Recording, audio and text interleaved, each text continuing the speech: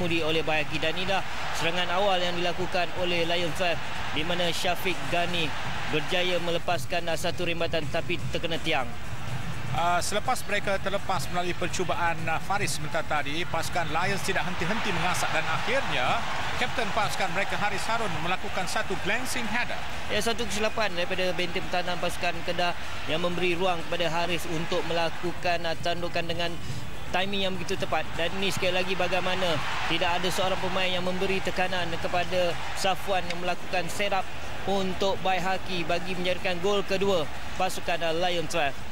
Jadi Bayhaqi menjaringkan gol kedua pasukan Kedah, dan selepas itu Kedah dilihat melakukan serangan balas dan hasilnya melalui hantaran lintang Syafiq, Alan Gush penanduk masuk. Satu jaringan mudah dari Alan Gush. Ya, satu larian yang bijak sebenarnya dilakukan oleh Syafiq, di mana melihat kedudukan Alan Gush, dan ini sekali lagi bagaimana peluang yang dimiliki oleh pasukan Kedah dengan turning yang begitu pantas dilakukan oleh Khairul Maimin, namun Rizwan Mahmud lebih bersedia.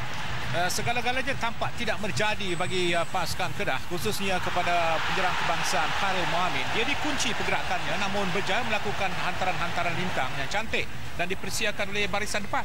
Itulah yang dikatakan benteng pertahanan pasukan lain memainkan peranan begitu baik, dan sekali lagi bagaimana larian solo yang dilakukan oleh Hafiz memperdayakan Fadilata dan ruang terus melakukan rembatan dengan teknik yang baik dengan kelajuan bola yang mengelirukan Hadi penjaga gol pasukan Kedah untuk menjaringkan gol ketiga. Itu merupakan pertukaran taktik oleh Sundramoorthy kerana membawa Hafiz bermain di bahagian tengah, dan melalui hantaran lintang ini juga Kedah